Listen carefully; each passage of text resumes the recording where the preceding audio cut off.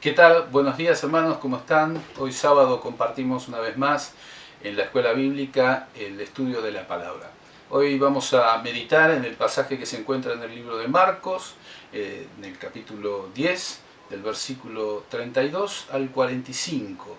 Y para eso entonces vamos a entrar directamente en la lectura de la palabra y en la meditación de ella. Iban por el camino subiendo a Jerusalén, y Jesús iba delante, y ellos se asombraron y le seguían con miedo. Entonces, volviendo a tomar a los 12 aparte, les comenzó a decir las cosas que le habrían de acontecer. He aquí subimos a Jerusalén, y el Hijo del Hombre será entregado a los principales sacerdotes y a los escribas, y le condenarán a muerte, y le entregarán a los gentiles, y le escarnecerán, le azotarán, y escupirán en él, y le matarán, mas al tercer día resucitará. Entonces Jacobo y Juan, hijos de Zebedeo, se le acercaron diciendo: Maestro, querríamos que nos hagas lo que pidiéremos. Él les dijo: ¿Qué queréis que os haga? Ellos le dijeron: Concédenos que en tu gloria nos sentemos el uno a tu derecha y el otro a tu izquierda. Entonces Jesús les dijo: No sabéis lo que pedís. ¿Podéis beber del vaso que yo bebo o ser bautizados con el bautismo con que yo soy bautizado? Ellos dijeron: Podemos. Jesús les dijo: A la verdad, del vaso que yo bebo beberéis, y con el bautismo que yo soy bautizado seréis bautizados. Pero el sentaros a mi derecha y a mi izquierda no es mío darlo, sino a aquellos para quienes está preparado. Cuando lo oyeron los 10, comenzaron a enojarse contra Jacobo y contra Juan. Mas Jesús, llamándolos, les dijo: ¿Sabéis que los que son tenidos por gobernantes de las naciones se enseñorean de ellas, y sus grandes ejercen sobre ellas potestad? Pero no será así entre vosotros, sino que el que quiera hacerse grande entre vosotros será vuestro servidor, y el que de vosotros quiera ser el primero será siervo de todos, porque el Hijo del Hombre no vino para ser servido, sino para servir y para dar su vida en rescate por muchos. Bueno, como vemos en este fragmento, en esta sección de la palabra de Dios, del Evangelio de San Marcos, encontramos a Jesús haciendo su último camino hacia Jerusalén, hacia la cruz. Y en este espacio del Evangelio el Señor va dejando en claro algunos aspectos que son muy importantes y que quiere dejarlos grabados en el corazón tanto de los discípulos como de toda la humanidad. Podemos encontrar que hace versículos atrás el Señor explicaba que para poder entrar al reino de los cielos era necesario ser como niños. Y vemos ese contraste con el joven rico, versículos como dije atrás, donde no fue capaz de confiar en el Señor Jesús, entregar todas sus riquezas y seguirle, como tal vez lo hubiese hecho no un niño porque tuviera riqueza, sino por la confianza, la seguridad y esa aceptación de la palabra que en este caso Jesucristo le había dado al joven rico. Entonces queda claro que para poder entrar al reino de los cielos debemos ser como niños, tener esa espontaneidad y tener esa confianza y fe para seguir a nuestro Señor Jesucristo. También encontramos que ha explicado que no era cuestión de ser el primero, sino que los postreros serían los primeros y los primeros serían los postreros. Es una forma de empezar a definir claramente cómo es que funciona este reino que se viene a instaurar y que no tiene nada que ver con lo que nosotros como seres humanos estamos acostumbrados a entender que es un reino. Bueno, también podemos observar en estos versículos que el Señor iba delante de ellos, los discípulos lo venían siguiendo, y algunos de los que lo seguían tenían miedo tal vez por todo lo que Él les estaba anunciando, y los discípulos no estaban ajenos tal vez a la confusión que estaban viviendo todos, un poco por los anuncios de él, un poco también por esto que era totalmente revolucionario, cómo funcionaba el reino de los cielos y cómo funcionaba a lo cual ellos estaban acostumbrados a definir como reino. Estas personas que lo seguían de lejos decían que tenían miedo, tenían temor, pero él tomó a sus discípulos nuevamente, los empezó a instruir y les empezó a explicar ya con lujo de detalles, se puede decir, o con detalles que en otros evangelios no aparecen, que el Hijo del Hombre necesitaba que ser entregado, que se iban a burlar de él, que le iban a escupir en la cara, que iba a ser muerto, pero que al tercer día iba a resucitar. Así que entonces, en este proceso en el que los discípulos acompañaban a Jesús, se iban encontrando continuamente con todas estas novedades para poder llegar a comprender cómo es que funciona y de qué se trata el reino de Dios. Y en el relato vemos que Jesús iba delante de ellos, iba caminando delante de ellos, y ellos, guardando una cierta distancia, tal vez porque estaban distraídos conversando, podemos entonces observar esta imagen, esta escena en la que Jesús solo iba avanzando hacia Jerusalén, a pesar de estar acompañado de los discípulos, pero en realidad la soledad de Jesús en este sentido era total. Los discípulos estaban en otro tema, estaban en otra cuestión, estaban en pensar tal vez qué iba a pasar cuando el maestro no estuviera y se estableciera el reino. Entonces ahí encontramos este relato y esta situación, esta conversación entre dos de ellos que se acercan a Jesús para pedirle a ver si él podía hacer algo para que en el reino cuando se estableciera el reino de Jesús, que él estuviera gobernando, ellos pudieran estar a la derecha y a la izquierda de él en el lugar donde él iba a estar sentado.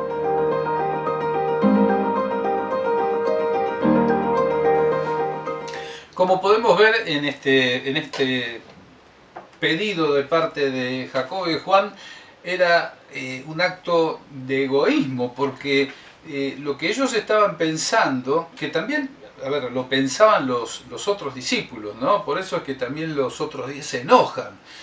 Un poco porque Jacobo y Juan parece que se les adelantan a los otros 10 a pedirle a Jesús que cuando se estableciera su reino en su gloria, ellos fueran como los primeros ministros de este reino. Y lo que podemos ver, a diferencia de lo que el Señor estaba pensando y viviendo en este camino a Jerusalén, es que ellos estaban en una dimensión que era totalmente distinta a la que se encontraba el Señor. El Señor, tal vez en esta distancia que guardaba junto de sus discípulos, estaría orando al Padre, estaría pensando en todo lo que iba a enfrentar en el momento de su crucifixión y los padecimientos previos a ella, pero los discípulos estaban preocupados por otra cosa, a ver qué cargo, qué puesto, qué podían obtener de esto que se iba a instaurar en algún momento como el reino glorioso del Señor Jesucristo. Ahora bien, si bien esto es un acto egoísta por parte de ellos, podemos rescatar algo bueno de todo esto. Tiene que ver con que ellos seguían creyendo que Jesús era el Cristo. Estaban empezando a comprender que realmente lo que el Señor les estaba explicando, lo que el Señor les estaba contando, lo que el Señor les daba como testimonio, ellos lo estaban empezando a creer profundamente en su corazón. Pero en vez de enfocar este pensamiento y esto que se estaba afirmando en su corazón correctamente, como tal vez nos puede pasar a nosotros, ¿qué es lo que ellos estaban esperando y buscando? Estaban pensando en qué parte iba a tocarles a ellos beneficiosa de este reino que se iba a instaurar. Por eso es que el pensamiento era egoísta, pero algo bueno había. Ellos habían empezado a creer de alguna manera bien en firme que Jesús era realmente el Cristo. Ahora, ambicionar o desear tener alguna posibilidad de servir y de formar parte de este reino estaba mal, en parte no, porque nosotros encontramos que, por ejemplo, permítanme que voy a citar un párrafo bíblico. En 1 Timoteo 3.1 dice que si alguno ambiciona algún puesto en la iglesia o en el... está bien. El tema es cuando eso para nosotros pasa a ser un elemento de reconocimiento y de altivez. Cuando el hecho de cumplir una tarea no es el servicio en sí, el servir a nuestros hermanos, el ser siervos, sino el ser reconocidos. Entonces ahí es donde se trastorna, se transforma este principio que es el de servicio en un principio que está totalmente alejado a lo que el Señor trataba de explicarles a ellos y que de alguna manera en versículos anteriores les había estado diciendo que el que era primero iba a ser el postrero y que los postreros iban a ser primeros. Pero ellos todavía estaban en este proceso de ir asimilando, de ir tratando de incorporar a su mente esta cuestión que era difícil. ¿Cómo es esto? Vamos a hacer algo, vamos a servir y no vamos a ser reconocidos. Es algo difícil para la carne comprender cómo es posible ocupar un espacio en el que se debe tal vez, entre comillas, una expresión que mucho no me gusta, que es liderar, y realmente ser siervos, estar al servicio de nuestros hermanos. Así que bueno, esto era un conflicto que vivían los discípulos todavía en el imaginario de ellos, y nosotros lo vivimos como cristianos y como iglesia después de que nuestro Señor Jesucristo ha resucitado. Este pedido de Jacobo y de Juan evidencian una miopía espiritual, una miopía que no les permitía ver realmente qué es lo que estaban pidiendo. Y Jesús se los aclara diciéndoles: ustedes están pidiendo mal, están pidiendo de forma equivocada, no saben lo que están pidiendo. Porque para poder ellos estar a la altura de lo que le pedían al Señor Jesús, tenían que padecer lo mismo que Él iba a padecer.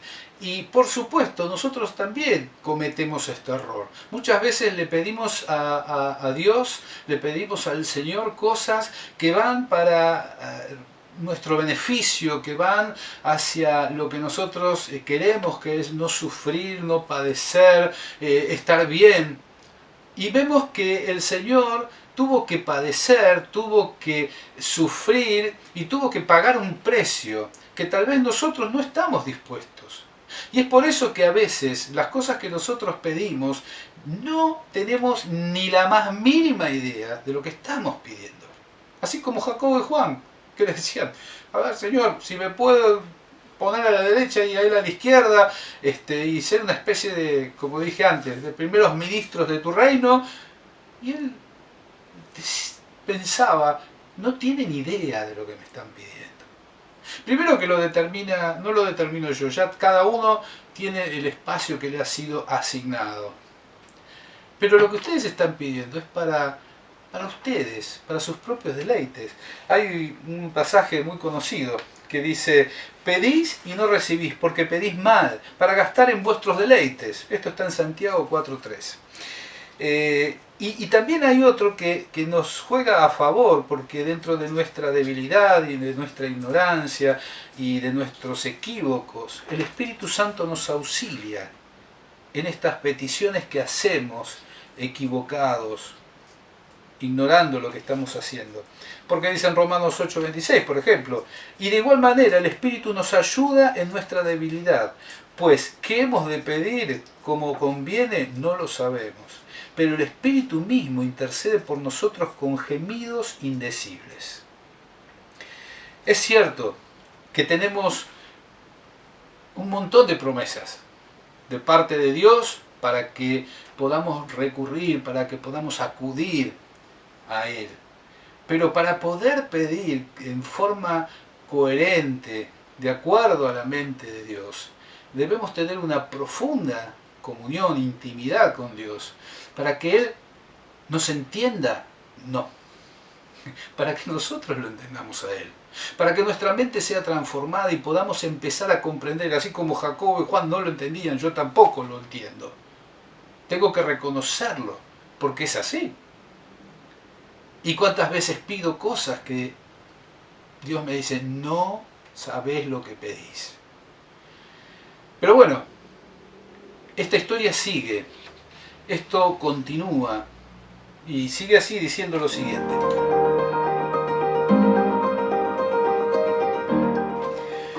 Ellos respondieron, podemos. Y esto es una extraña mezcla de ignorancia, de fe, de devoción, que les hizo responder en forma así inmediata. Sí, claro que podemos, nosotros también vamos a tomar esa copa y vamos a padecer todo lo que vos vas a padecer, Señor. Y resulta ser que cuando se acerca el momento del arresto de Jesús y lo arrestan a Jesús, desaparecieron todos, no quedó ninguno. No vamos a juzgar a los apóstoles, no vamos a juzgar a los discípulos, porque ninguno de nosotros ha estado exento de esto. En algún momento de nuestra vida, en lo más profundo de nuestro corazón, tal vez exista el recuerdo de algo que no es justamente lo más lindo de contar. Tal vez nos pasó lo que les pasó a los discípulos. Pero lo interesante es que estos mismos discípulos que vivieron esta situación, tiempo después, con sus vidas pudieron rendir homenaje a su fe.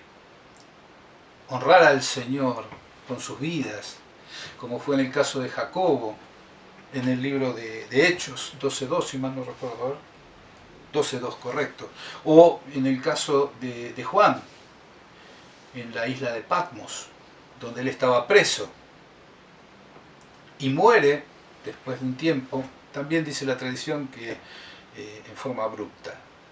Y después hay otros pasajes, me gustaría citarlos, que hablan sobre este tema, que pocas veces se habla en las iglesias.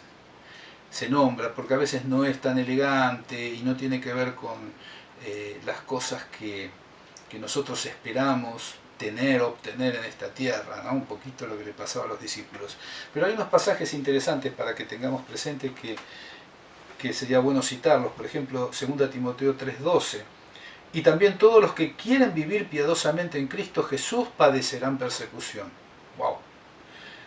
En este sentido Pablo escribía, abundan en nosotros las aflicciones abundan en nosotros las aflicciones de Cristo. Esto lo decía Pablo en 2 Corintios 1:5. Y Pedro animaba a los creyentes perseguidos con estas palabras. Gozaos por cuanto sois participantes de los padecimientos de Cristo, para que también en la revelación de su gloria os gocéis con alegría. 1 Pedro 4:13. Entonces, uno cuando ve estas cosas, lee estas cosas y escucha algunos mensajes que hablan sobre punto para arriba, es verdad que Dios nos da gozo en medio de la tribulación, pero también es cierto que el Señor padeció y nosotros no somos quienes para que no tengamos que pasar por estas pruebas.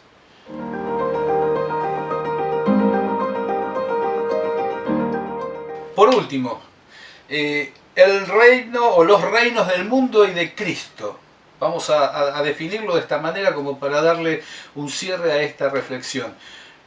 hay una gran diferencia. El Señor marcó claramente la diferencia entre lo que nosotros entendemos como el reino de Dios y los reinos de este mundo. Muy claramente, en los reinos de este mundo, según el Señor nos explicaba, los gobernantes se enseñorean, se hacen poderosos, se engrandecen, tienen mayor cantidad de armamentos, de poder económico, y cuanto mayor cantidad de seguidores tienen ellos o sometidos, más poderosos y mejores son. Pero en el reino de Dios es todo lo contrario. Inclusive, me animo a decir que si ustedes ven a alguno que tiene una gran cantidad de seguidores, no se crean que significa que, buenísimo, es el termómetro para saber que ese hombre es un ungido de Dios, como dicen algunos. Muchas veces seguir a Cristo no es lo más popular, porque hay que negarse a uno mismo. Y no todos quieren negarse a sí mismo. Perdón. Entonces, el seguir a Cristo significa renuncia, el seguir a Cristo significa servicio. Pensá de tu hermano como alguien que es para admirar, es para tomar como ejemplo, considerándonos unos a otros superiores a nosotros mismos. Entonces, nosotros no podemos vivir en un reino en el que la fuerza, nuestros derechos y nuestros logros sean la fortaleza de nuestras vidas. La iglesia no se maneja de esa manera. El cuerpo de Cristo no funciona de esa manera. Dice que nosotros formamos parte de un cuerpo y que nos ayudamos mutuamente. Estamos todos unidos y dependemos unos de otros. Yo dependo de mis hermanos.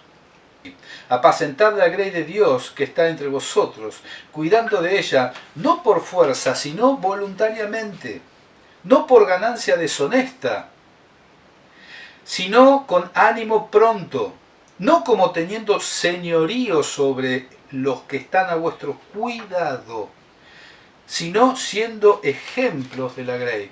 ¿Qué diferencia? Como vemos muchas veces que la gente no está al cuidado de alguien, sino pareciera que están al servicio, ¿no? Aquel que, vuelvo a esa palabra que no me gusta, líder, pareciera que se enseñorea a veces de los que él está sirviendo. Dice 1 Corintios 3, 4, 5, porque diciendo el uno, yo ciertamente soy de Pablo, y el otro, yo soy de Apolos, ¿no sois carnales? ¿Qué pues es Pablo y qué es Apolos? Servidores por medio de los cuales habéis creído, y eso según lo que a cada uno concedió el Señor. Tenemos a veces un concepto equivocado del reino de Dios. Otras veces no, lo tenemos muy bien arraigado, y eso es bueno. Pero nuestra naturaleza carnal, nuestra naturaleza caída, muchas veces nos juega una mala pasada y nos distorsiona la visión de lo que es el reino de Dios. Los discípulos cometieron errores. Yo cometo errores, pero estoy a tiempo de arrepentirme, de pedirle perdón a Dios y de emprender ese camino que tal vez algunos de ellos llevaron adelante, tuvieron que pagar un precio, pero que honraron el nombre del Señor. Que el Señor nos dé la gracia, que nos dé las fuerzas, que nos dé la humildad para que podamos entonces honrar su nombre con nuestras vidas. Que Dios nos bendiga.